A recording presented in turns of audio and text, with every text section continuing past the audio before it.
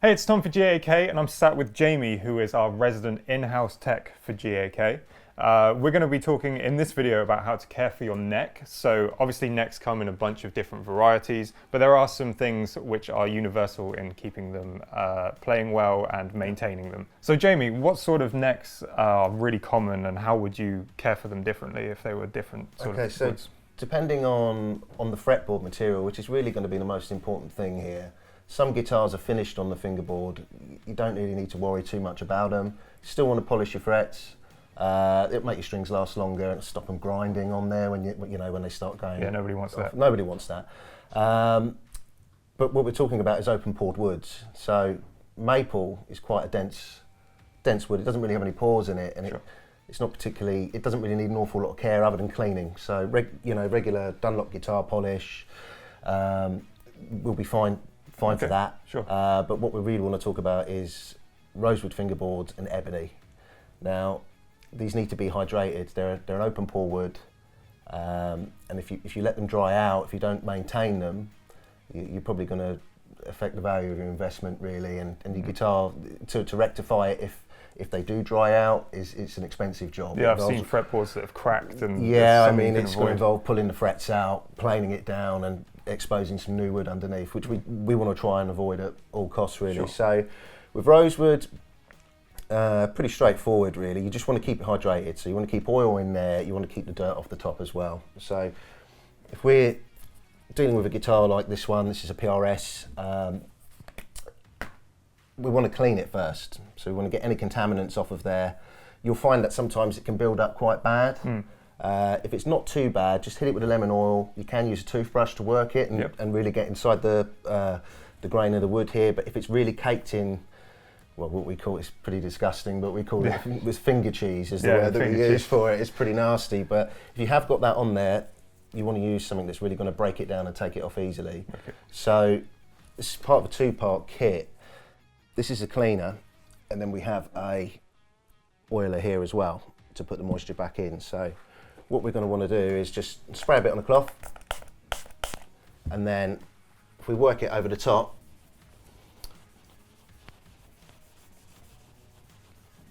So while you're going with that, yeah, quick question about the toothbrushes. yes, Does it matter what sort of toothbrush you have?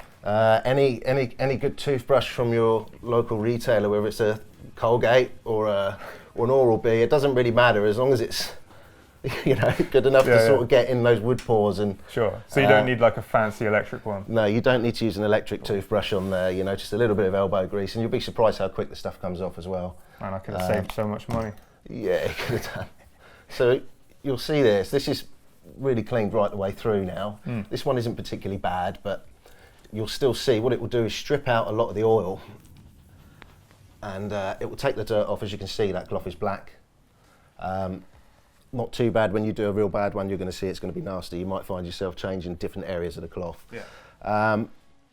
Once that's done, you're going to want to let this stuff dry, because if you put any more oil on there, it's just going to break it down straight away. So once you've wiped it down, let it dry through, and then we'll get onto the oiling part. So how long should we let it dry for? Until it's dry. You'll see it. You'll see it. There's a slight.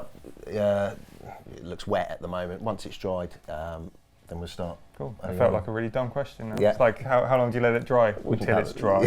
Cool. Okay, cool. So we'll just wait for this to dry.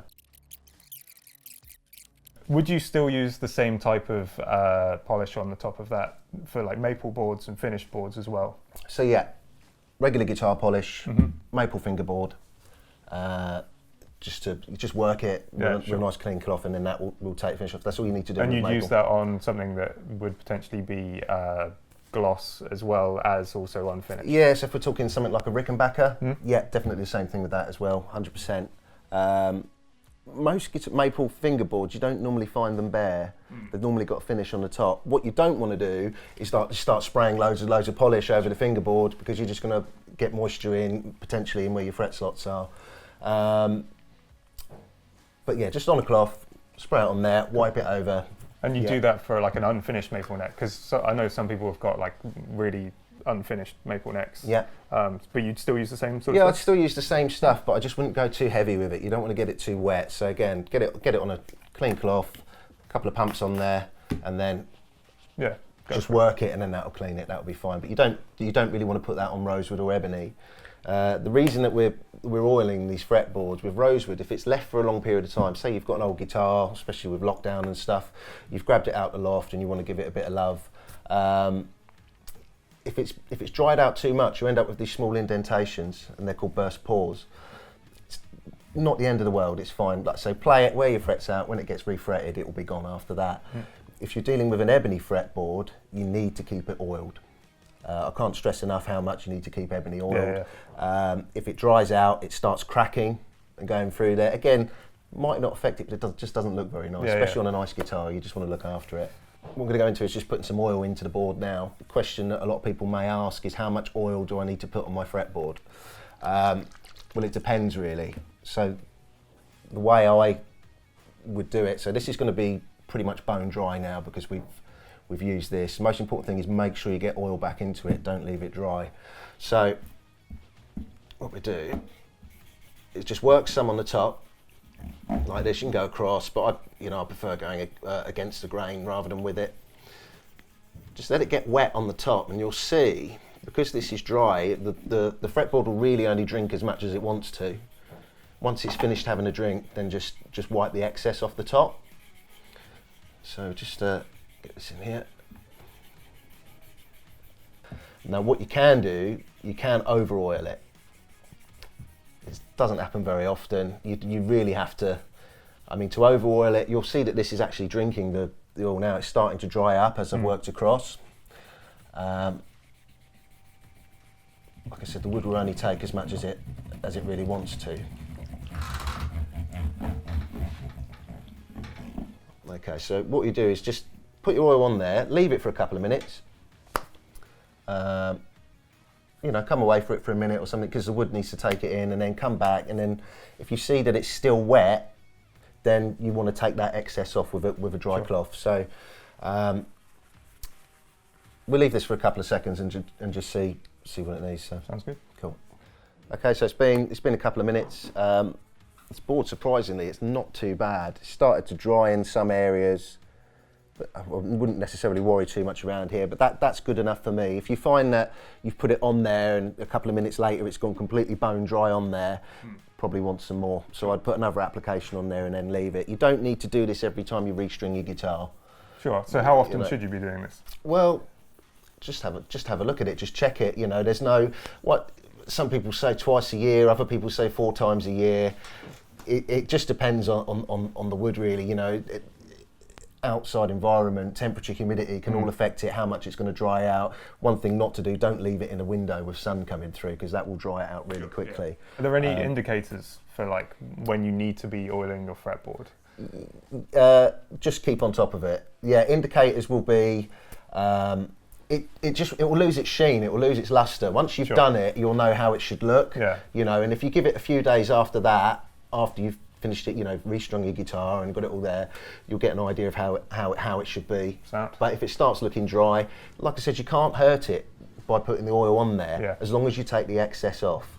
So what we're doing now is just taking the excess off, and you should have a really nice luster to the board. It doesn't look dry, it doesn't look malnourished or anything like that. It's I'm talking like it's a person, but no, it's I'm sure there's quite a lot of people who consider their guitar to be people. Yeah. So that's it. That's your fingerboard oiled. That's it, ready to go. Now, what I'll press on here now is the condition of your frets. Now, if they're grindy, they're going to kill your strings really quick, and it's just going to be unpleasant to play, especially when you start doing some heavy vibrato and things like that on there. It's just going to get, So what you want to do is keep them polished. Now, the old school way of polishing frets was to use steel wool on them. Now, I don't like using it for a couple of reasons. One, it's messy, it goes everywhere, but it actually poses a danger to your guitar. It can potentially get into your pickups, and when it is messy and it goes all over the place, you may find it on your finish. Second, you wipe that off of your finish, you're going to end up dragging steel fibres across it, and it's just going to put these swirl marks straight in there. So I can't express the importance of having a clean polished cloth and things like that. So just don't use steel wool. It's not a great thing to use. So what there is, you have this these pads, this special fret cleaning cloth. It's a slight abrasive on there, and what it will do is take off any of that excess oxidisation off of the top. Sure. And expose a nice clean fret underneath. Now you don't, because it's abrasive, if you say you've got a high gloss lacquer, say like a 50s telly or something like that, you don't really want to rub this across the lacquer, so you have these things here, and they come in two sizes. Most of the time you're going to find yourself using the wider. So what these are fret collars. They sit over the top of the fret like that, so you can use this cloth and not worry about potentially marking the fingerboard. You know, putting a different sheen on there, so it will protect your guitar. So if we start down here, if we look at that fret there, I mean, these aren't too bad, but just get the cloth, work it backwards and forwards, and you'll end up, if you look at the fret next to it, you can see it, if you can see it from there, you'll see, look at the shine on that, it's super smooth, and then this one here has actually almost got a slight bit of grindiness to it. You know, and then just work your way through. It might take you, it might take you 15, 20 minutes to get right the way across, but at least you've done a thorough job, and you know that you're not going to struggle with your vibrato running across there. So that's what we use for that. Now, that's pretty much all that's involved with prepping a neck before restringing your guitar. And we'll get to that later. If you've got a tremolo system on your guitar, it's worth lubricating the contact points. So there's two contact points on a guitar that are really important. You have the top of the bridge saddle, and you also have inside the nut here as well. Now luckily this is a PRS, so this is almost like a self-lubricating nut, but say on a Fender with a bone nut or something like that, they can catch. So lubricating with this stuff. There's various different ones available, but this is quite a nice thing to use. So we should probably mention here that all of the products that we're using here are all provided by Dunlop for this video. Obviously they're making some really great stuff that is just perfect for caring for your guitar. So this particular one is called what? The thing you've got here is? Super Lube Gel Pen. Perfect, cool. Yeah, it's great stuff. Because like you could have used like a pencil or something like that, right? Yeah, the old school way of doing it was by using a graphite pencil. You know, you'd kind of run it over the top of the nut, you get the fibres in there and then put the strings on, and it's effective to a certain point, but it's moved on a long way since then. Yeah, sure. Products like this are really great for doing it. You know, just drop a little bit in the nut slot. You don't need to go too mad with it, you know, and then just push it in those slots and then just wipe the excess off of the top. Same with your bridge saddles, you can do it there as well.